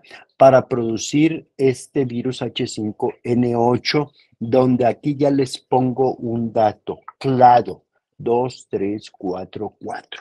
¿Sí? Clado no es otra cosa más que el sinónimo de rama de la hemaglutinina, y que la llaman 2344. El virus que está circulando actualmente, H5N1, es un virus que pertenece al clado 2344B, ¿sí? Este virus, ¿sí? H5N1 y el H5N8 pertenecen a esa misma rama. Ahí es un dato importante que vamos a ir desglosando poco a poco, ¿verdad? Es una vacuna, entonces, vectorizada, una vacuna muerta, emulsionada para aplicar por vía subcutánea o intramuscular. Es una vacuna que ha demostrado que tiene más del 98.5% de similitud con la hemaglutinina del actual virus circulante H5N1, clado 2344B. Recordemos, la hemaglutinina y la neuraminidasa son dos proteínas externas de los virus de influenza aviar y que tienen la característica de ser la parte biológica más importante del virus para entrar a las células y para salir de las células, pero también y sobre todo la hemaglutinina, la neuraminidasa en menor proporción, pero menos, pero también la hemaglutinina es la responsable de que el sistema inmune de las aves monte una cadena de acción inmunológica contra el virus y lo pueda controlar y eliminar, ¿sí? Entonces, para la elaboración de las vacunas, de los biológicos contra influenza aviar, es importantísimo que haya una similitud de esa hemaglutinina de la vacuna con el virus que está circulando o que queremos proteger, ¿sí? Ok, es una vacuna Istaflu H5N8, que está registrada en México para exportación, pero que actualmente ya está en uso en México, ya está autorizada para ser utilizada en México y se está utilizando en este momento en México, ¿verdad? Es una vacuna que obviamente antes de que apareciera H5N1 en México, pues esta vacuna no se utilizaba más que para producción y exportación a otros países, porque en México no había H5N8 ni H5N1, ¿sí? Es una vacuna que está aprobada en Italia, ¿sí? En el laboratorio de referencia de la Unión Europea, que vamos a ver, contra H5N8, ¿sí? Pero también contra H5N1 del clado 2344B de alta patogenicidad.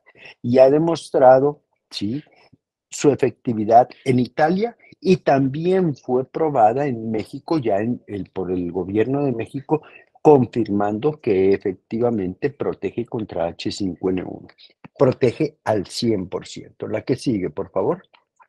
Bien. ¿Por qué H5N8? Atrasito tantito, por favor, la anterior. ¿Por qué H5N8? ¿Sí? Bien, esta vacuna H5N8 originalmente nos solicitaron países de Asia y Medio Oriente elaborarla, producirla. ¿Por qué? Porque hace alrededor de unos 3, 4 años ellos estaban teniendo muchos problemas con una cepa H5N8 de alta patogenicidad. Nosotros tenemos comercio con esos países y dijimos, bueno, vamos a desarrollar esta vacuna. Al ir desarrollando la vacuna, ¿sí?, nos metimos obviamente a la parte genética, a conocer ese H5N8 y empezamos a ver muchas cosas en común que tenían con H5N1 del clado 2344B. ¿Sí? Y aquí lo vemos en esta diapositiva, ¿sí? Vemos primero el H5N1 circulante de alta patogenicidad, clado 2344B, y vemos en ese mismo clado, en esa misma rama, nuestro virus, el H5N8. Por eso pertenece a este mismo clado, 2, 3, 4, 4, solo que le hace falta la B. Vamos a ver esa B, cuánto significa en porcentaje de homología, ¿sí? Bien, arriba pueden ustedes ver con las claves que inician con C6, C7, B6, B, etcétera. Arriba, todos esos virus son, las hemaglutininas de esos virus son de H5N2. Vean que están en otras ramas, o sea, en otros clados, están muy separados del virus que nos interesa, el H5N1, ¿sí? Y también de nuestro virus que pertenece a ese mismo clado, ¿verdad? Pero también abajo vemos otros virus H5N1 que no pertenecen a esa misma rama o clado, están separados, ¿verdad? Y hasta lo último vemos una clave que dice vive 94, ese es un H5N2, ¿sí? Es vive porque es una cepa que el gobierno de México utiliza y da para producir semilla vacunal, ¿ok? Pero está muy lejos, ¿sí? La que sigue, por favor. Aquí vemos los porcentajes, ¿sí? O sea, lo que estábamos viendo en la diapositiva anterior, ahora nada más vamos a hacerlo demostrando porcentajes de similitud u homología. En el primer renglón ven ustedes el virus H5N1, clado 2344B, comparado contra él mismo. Es 100% homólogo, similar, ¿verdad? Después, en el siguiente renglón, está nuestro virus H5N8, que ya vimos que pertenece al clado 2344, le hace falta la B. ¿Esa B cuánto significa en porcentaje de homología o no homología? Pues solo un 1.5%, porque la hemaglutinina es 98.6%, similar al virus de interés, ¿verdad? Luego vemos los otros H5N1, ¿sí? De tanto de Egipto como de otros lugares como Vietnam, son H5N1, pero están en otro clado. Tienen 89%, 88, 87% de similitud. Vemos el H5N2, que tiene un 84% de similitud, y luego vemos un H7N8 para hacer comparaciones, y la similitud u homología es de 52%. Todos ellos están lejos. ¿Cuán lejos es o qué tan importante es la cercanía o la lejanía? Sabemos, ¿sí? La que sigue, que entre más cercanos, más estrechos estén a la similitud del virus circulante, la vacuna va a tener mucho más proporción, ¿verdad? La que sigue, por favor. Aquí vemos lo mismo que estaba en el cuadrito, nada más en el cuadrito y en la diapositiva del árbol genético de la hemaglutinina. Son lo mismo, son los porcentajes. El H5N8 se parece 98.5% en similitud al H5N1 2344B. ¿Sí? Y los otros pues están muy alejados, donde vemos el H5N2 83.9% de similitud. Está muy lejos. La que sigue, por favor. Después de ver esta similitud, dijimos, oh, esto parece ser, son los estudios genéticos que hicimos al principio para el desarrollo de la H5N8, ¿verdad?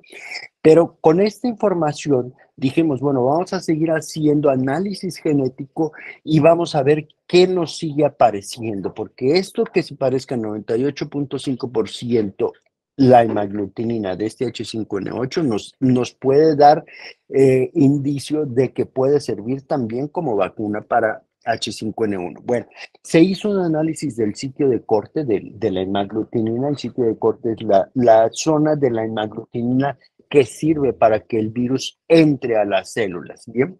Se hizo comparaciones de diferentes H5N1, como pueden ver ustedes, hay dos de Egipto, ¿sí? Uno de Vietnam, son diferentes, ¿sí? No pertenecen al mismo clado, y vean ustedes comparado contra el clado 23444B y el de nosotros, el H5N8, ¿sí? Los otros H5N1, aunque sean H5N1, en este sitio de anclaje también hay diferencias importantes. Ya no están en los mismos colores, los pueden distinguir ustedes, ni tampoco son las mismas letras. Pero, ¿qué sucede con nuestro H5N8? Al compararlo contra el H5N1, es 100% homólogo en este sitio de anclaje, ya no 98.5, sino 100% homólogo. Esta información nos lleva a concluir que es muy posible que este virus H5N8 pueda proteger contra H5N1. Pero bueno, hace falta hacer la prueba de oro, ¿verdad? Retar una vacuna elaborada con este H5N8 con un desafío de virus de alta patogenicidad, y eso es lo que se hizo. Fue el siguiente paso para demostrar o no que funcionaba esta vacuna contra H5N8, pero también contra H5N1. La que sigue, por favor.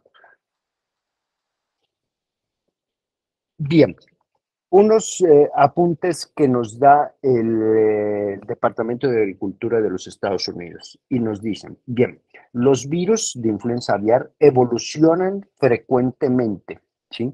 Y entonces van a requerir que las vacunas que vamos a elaborar contra esos virus estén siendo constantemente actualizadas para que se parezcan al virus que vamos a proteger. ¿Cuánto más? Es el siguiente renglón. Nos habla de 96% de homología, que es lo ideal, de 96 hacia arriba, para que una vacuna proteja bien contra el virus de influenza que queremos proteger. Recuerden los porcentajes. Nuestro virus, la hemaglutinina, a esto se refiere a la hemaglutinina, homología de la hemaglutinina. Nuestra hemaglutinina del H5N8 tiene 98.5% de similitud, está arriba del 96%. Y los otros virus, nada más los H5N1, que no son de ese mismo clado, de esa misma rama, están abajo del 90%. Entonces, hay 6 puntos de diferencia de la recomendación del USDA para que proteja la vacuna. Entonces, en cuanto más alejado esté, menor protección va a haber. Y luego también nos menciona que las vacunas recombinantes que utilizan como vector a los virus de Marek y a los virus de viruela son buenas vacunas, pero nos dicen tienen un par de detalles que hay que tomar en cuenta a la hora de utilizarlas. Uno, son vacunas que no se pueden repetir, ¿sí? No se pueden aplicar 2 veces porque no replican bien, van a replicar solo las aves que no fueron vacunadas adecuadamente. Y 2, son vacunas que no protegen de por vida, ¿sí? O sea, tienen una corta duración y entonces van a requerir ser reforzadas con vacunas emulsionadas que son de más larga vida. Hay que tener en cuenta, nos dicen eso, no son malas, son buenas, pero necesitan conocer esto para poder tener un buen programa de vacunación cuando se implementa. La que sigue, por favor. Bien. ¿Qué sucedió en México? Bueno, es histórico, ¿verdad? Ya lo que pasó es historia reciente, pero ya es historia. En octubre, mediados, finales de octubre, aparece H5N1 clado 23444B en México, se empieza a diseminar un poco y entonces las autoridades de México, junto con los avicultores, toman la decisión de iniciar un programa de vacunación. ¿Sí? Un programa de vacunación, ojo, ¿sí?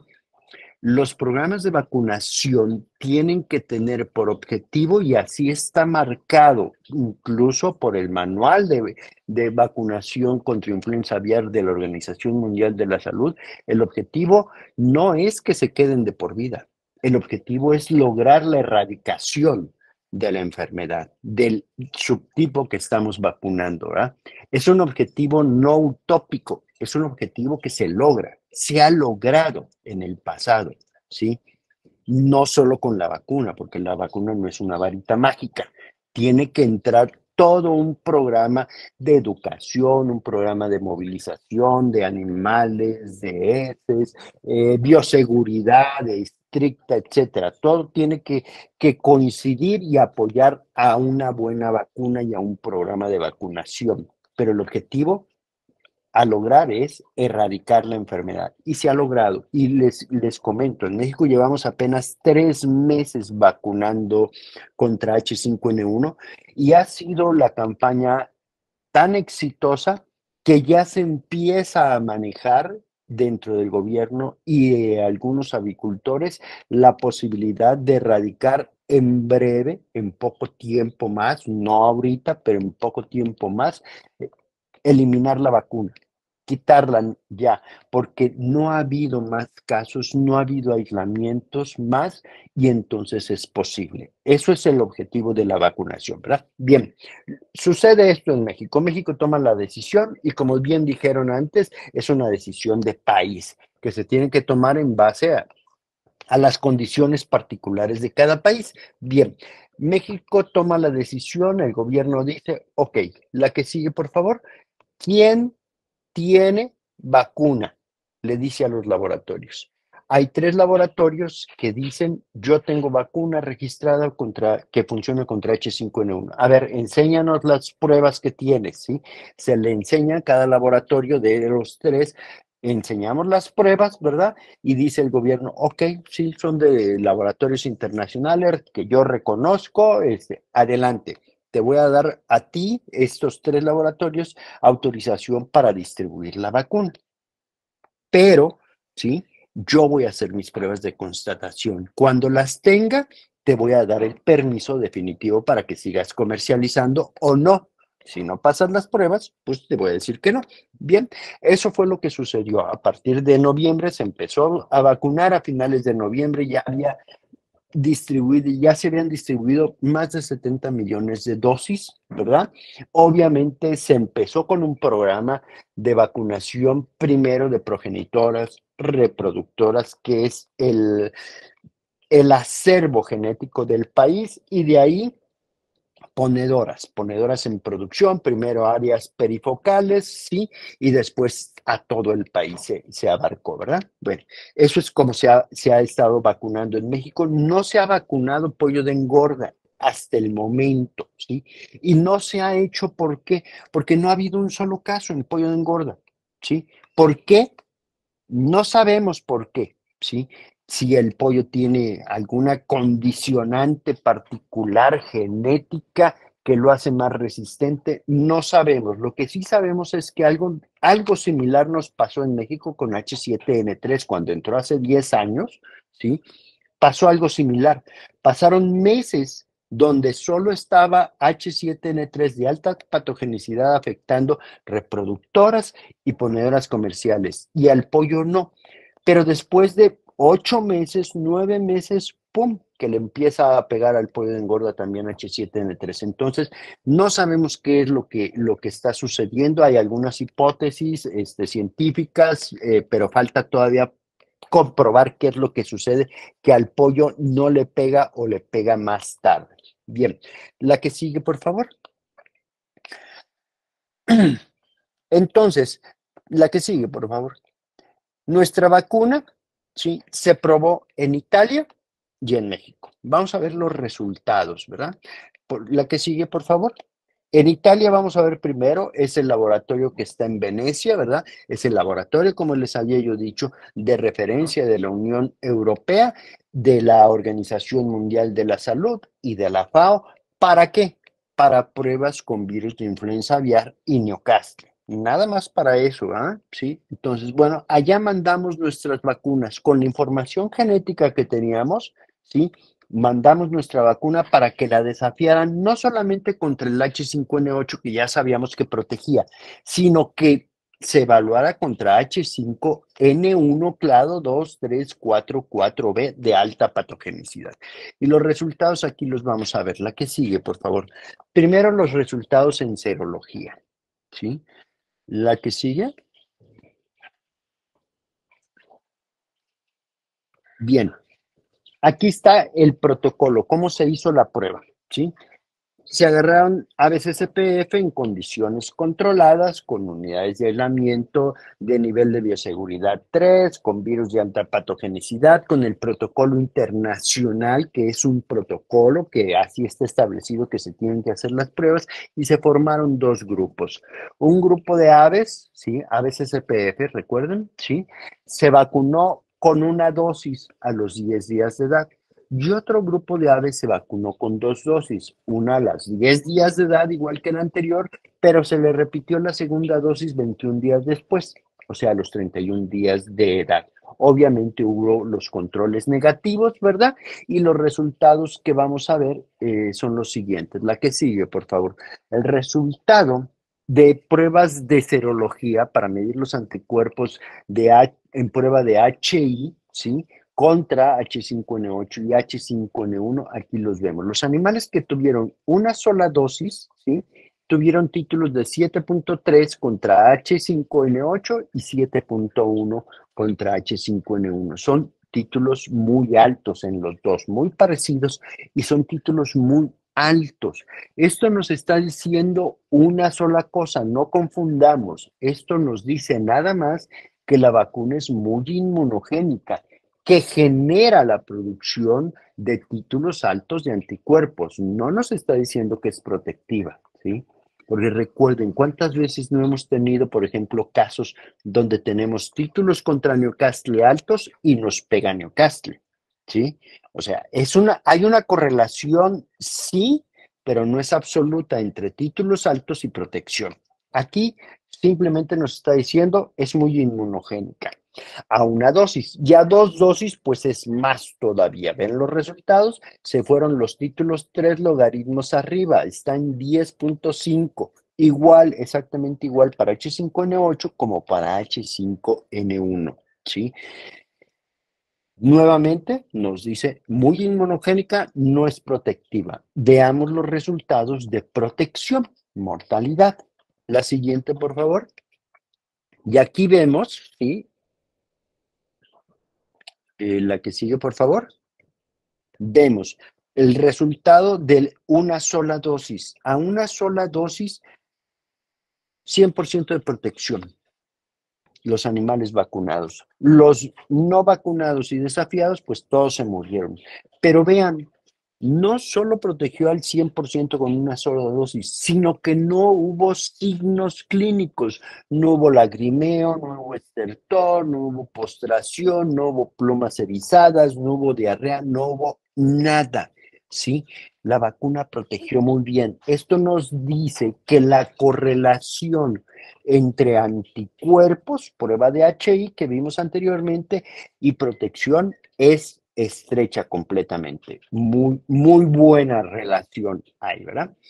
¿Qué pasaría con las dos dosis? Bueno, pues obviamente era pensar que sería lo mismo, ¿sí? La que sigue, por favor. Y sí, así resultó con dos dosis a la hora del desafío. La que sigue, por favor. Igualmente, no, es la que es esa, sí. Igualmente, no se murió un solo animal, 100% de protección. Igualmente, no tuvo signos, ¿verdad?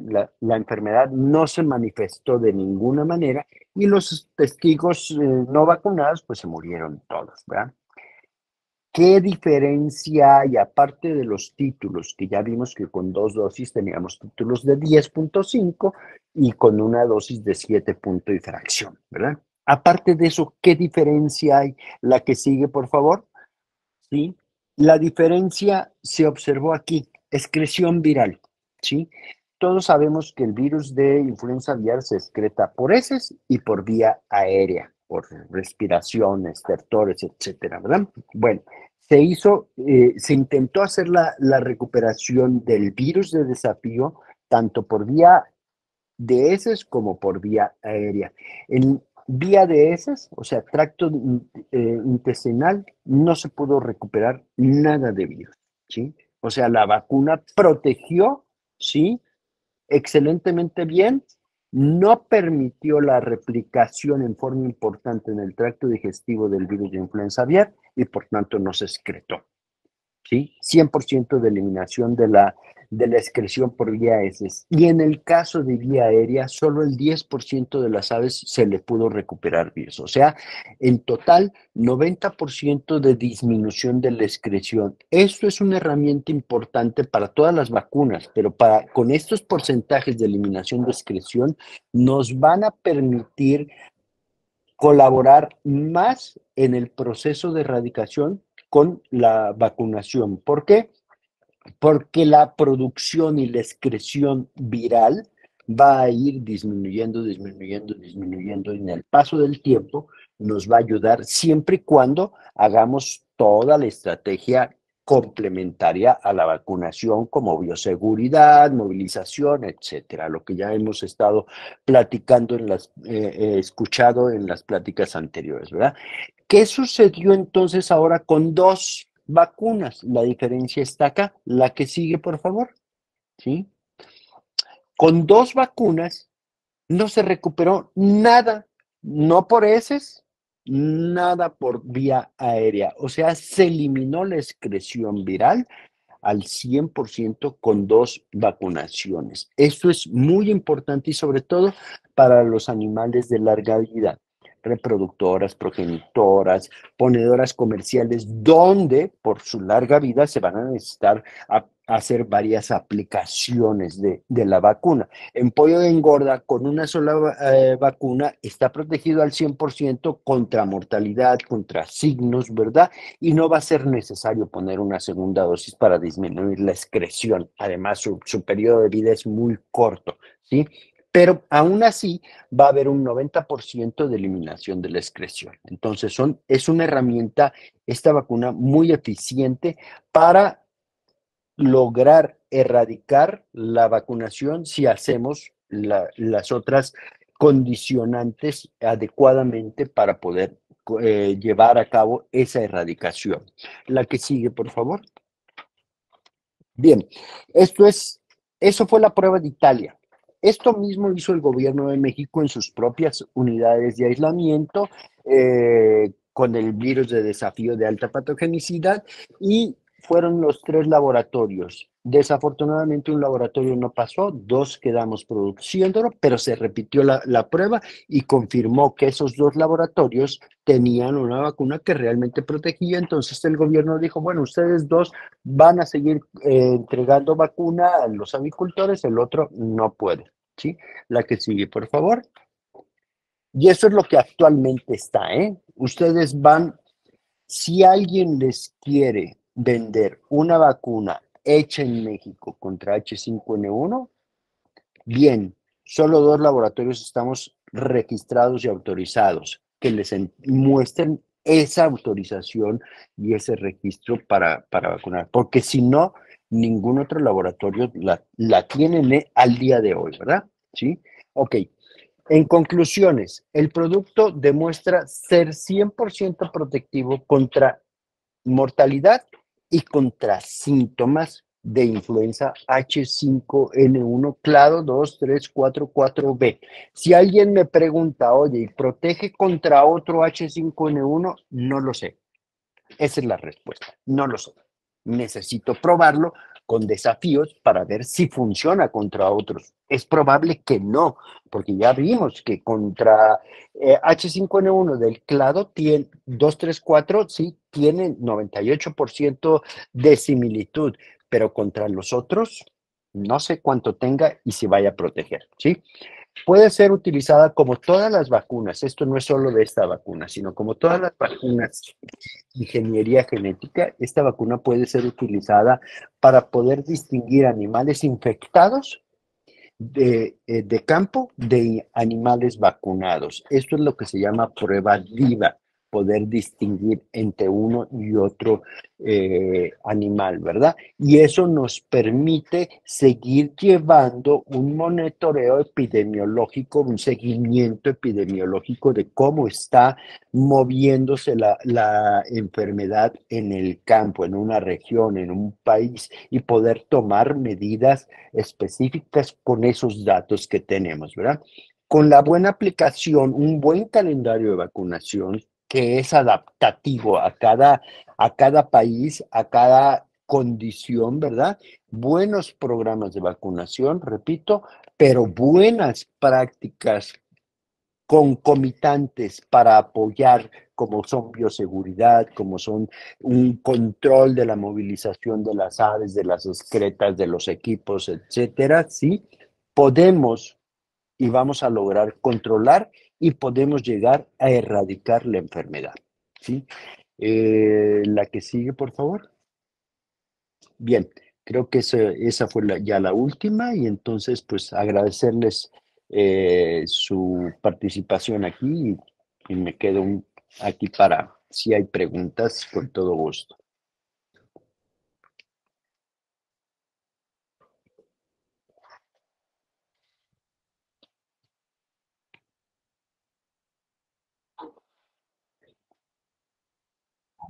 Muchas gracias, doctor Arturo. Muy buena su exposición. Bueno, ahora vamos a pasar a la ronda de preguntas. Como saben, las pueden dejar en el chat. A ver, aquí hay una que es dirigida para usted, doctor Arturo, de parte de Alberto Ayllón.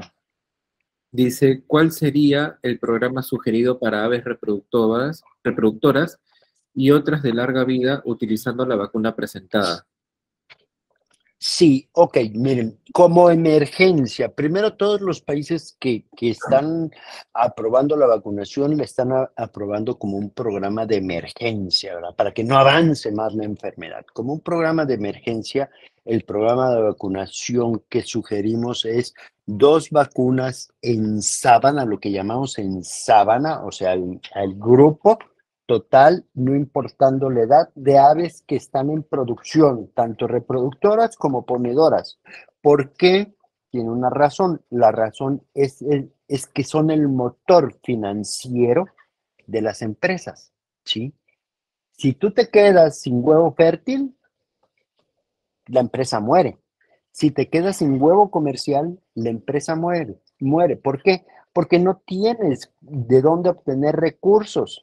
¿Sí? Entonces, primero proteges eso y después te vas a la crianza y desarrollo de esas reproductoras y de esas ponedoras. Eso es un programa de emergencia y recomendamos 2 vacunas en sábana con una diferencia de 4 semanas entre una aplicación y la otra. ¿Por qué 2? Si vimos que una protegía, es seguridad, ¿sí? Estamos en una emergencia, punto número 1. Punto número 2, son aves de larga vida. No podemos esperar que una sola dosis nos vaya a proteger 70, 80, 100 semanas de vida de una reproductora o de una ponedora, ¿verdad? Ok. Cuando pasa la emergencia, en la etapa de emergencia, lo que recomendamos, lo que sugerimos es 3 vacunas en la crianza y desarrollo. ¿A qué edad? Lo más temprano que se pueda, desde un día de edad a 2 semanas de edad, la primera, ¿sí? De ahí entre 6 y 10 semanas de edad la segunda y la tercera entre 14 y 18 semanas de edad, ¿sí? Y ahí esperamos, vemos, ¿sí? Recuerden, es una enfermedad nueva, aunque sea influenza aviar. En México tenemos experiencia manejando, pero es H5N2 y H7N3. El comportamiento es diferente. H5N2, por ejemplo, solo con las vacunas en crianza y desarrollo se mantiene perfectamente bien el estatus, siempre y cuando tengas una vacuna homóloga, ¿sí? No necesitas revacunar en postura, pero con H7N3 no. Con H7N3, aunque estés con una buena protección, con 3 vacunas en crianza y desarrollo, los avicultores tienen que poner vacunas en producción. No es que H7N3, que es de alta patogenicidad, a esas aves que estén vacunadas, las mate, no las mata, ¿sí? Pero les baja la producción de forma importante y más importante aún, la producción la podemos recuperar. El avicultor puede decir, bueno, me bajó 20%, en 3 semanas recupero ese 20%. Pero lo que sucede es que más de ese 20% de huevo se afecta en mala calidad y entonces ya no tienes un producto viable económicamente, su precio se va al suelo porque es de muy mala calidad, deforme, de coloración, si es huevo rojo, muy frágil, pierdes mucho huevo, ¿sí? Entonces, lo que hacen, ¿sí? Es reforzar la vacuna en producción más o menos cada 8, 10, 12 semanas, dependiendo, pero refuerzan la vacunación en producción. Pero eso no sabemos si va a suceder con H5N1. Hay que esperar a ver qué sucede, ¿sí? Entonces, esos serían los calendarios sugeridos. Gracias, doctor. A ver, De nada. aquí tenemos una pregunta dirigida para el doctor Pablo Ramírez. No sé si estás todavía por ahí, Pablo. Sí, aquí estoy. Perfecto. A ver, dice, ¿los desinfectantes a base de amonios cuaternarios de quinta generación pueden ser usados para eliminar el virus de influenza H5N1? Pues seguramente, o sea, todos los desinfectantes a su correcta dosis pueden tener efecto. Nosotros lo que recomendamos son los peróxidos por sus beneficios a nivel de biodegradabilidad y sobre todo por la alta capacidad de trabajar en alta presencia de materia orgánica. Pero yo de productos que nosotros no manejamos, pues bueno, entiendo que si el fabricante da una dosis correcta y está probado su eficacia frente al virus de influenza, debería de trabajar. Gracias, Pablo. Aquí tenemos una para el doctor Alquis. Dice, ¿podría por favor comentar más del por qué ir a la doble vacunación para RISPEN?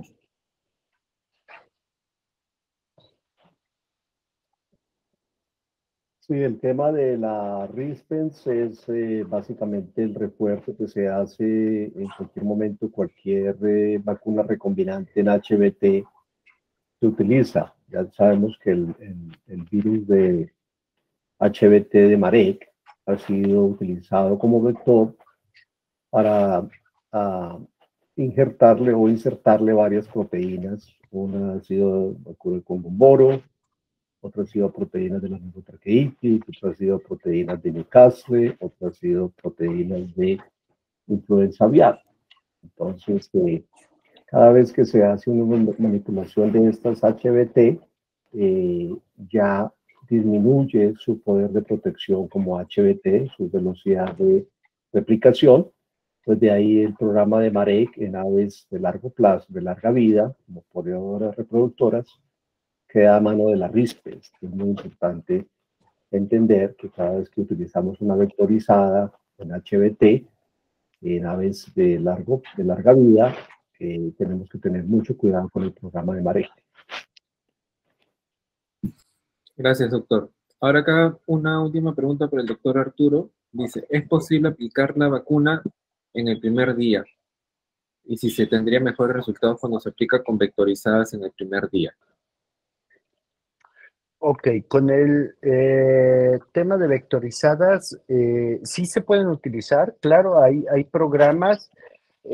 Recordemos, la experiencia con esta vacuna es muy limitada, ¿verdad? Y en este momento no hay vacunas o no se han utilizado vacunas vectorizadas para H5N1, pero se han utilizado para H7N3, para H5N2, con buenos resultados acompañadas de las emulsiones para larga vida, ¿verdad? Entonces, sí. Ahora, esta vacuna